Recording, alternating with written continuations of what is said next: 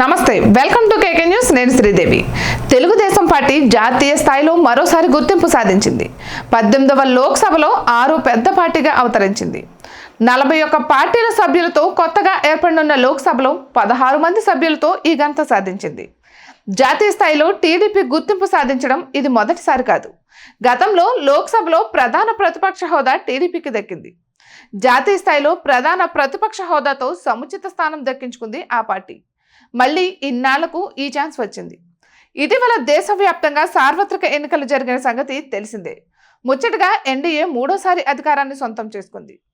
గత 2 ఎన్నికల్లో బీజేపీ సొంతంగా అధికారంలోకి రాగా ఇప్పుడు ఎన్డీఏ మిత్రపక్షాల సాయంతో ప్రభుత్వాన్ని ఏర్పాటు చేయగలిగింది. ముఖ్యంగా ఎన్డీఏలో 2వ అతిపెద్ద పార్టీగా తెలుగుదేశం నిలిచింది. జేడీయూ మరో భాగస్వామ్య పక్షంగా నిలబడింది. అందుకే చంద్రబాబుతో పాటు నితీష్ కుమార్కు ప్రాధాన్యత దక్కింది. తాజాగా లోక్సభలో సంఖ్యాపరంగా తెలుగుదేశం పార్టీ 6వ స్థానంలో నిలిచింది. ఆ పార్టీకి ప్రత్యర్థిగా ఉన్న వైసీపీ 15వ స్థానానికి పరిమితమైంది. 41 పార్టీల సభ్యులతో లోక్సభ కొలువు తీరింది. బీజేపీ నుంచి 240 మంది, కాంగ్రెస్ నుంచి 99 మంది, సమాజ్వాదీ నుంచి 37, తృణమూల్ కాంగ్రెస్ నుంచి 29, డిఎంకే 22 స్థానాలు సాధించాయి. ఇక టాప్ 5లో నిలిచాయి. 16 మంది సభ్యులతో తెలుగుదేశం పార్టీ 6వ పెద్ద పార్టీగా అవతరించింది. ఈ ఎన్నికల్లో బీజేపీకి మాత్రమే 3 అంకెల స్థానాలు దక్కాయి.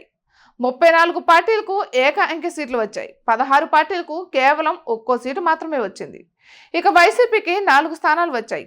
జనసేనకు 2 సీట్లు దక్కాయి. అయితే ఏపీ నుంచి తెలుగుదేశం పార్టీకి 16 సీట్లు దక్కడం విశేషం. ఇక ఎన్డీఏలో 2వ పెద్ద పార్టీగా, జాతీయ స్థాయిలో 6వ పెద్ద పార్టీగా నిలవడం విశేషం. ఇక జాతీయ స్థాయిలో తెలుగుదేశం పార్టీ చక్రం తిప్పిన సందర్భాలు చాలా ఉన్నాయి. ఎన్డీఏతో పాటు చంద్రబాబు సైతం సంకీర్ణ ప్రభుత్వాల ఏర్పాటులో క్రియాశీలక పాత్ర పోషించారు. ఇందిరాగాంధీ హత్య సమయంలో దేశవ్యాప్తంగా కాంగ్రెస్కు సానుకూల పవనాలు వీచాయి.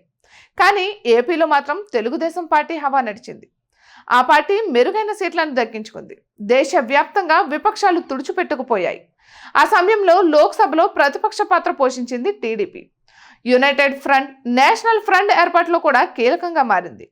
ఇక 1996లో వాజ్పేయి నేతృత్వంలోని ఎన్డీఏ సుస్థిరతకు కూడా టీడీపీ ఒక కారణం. ఇప్పుడు ఈ ఎన్నికల్లో ఎన్డీఏ భాగస్వామ్య పక్షంగా టీడీపీ పాత్ర కీలకం.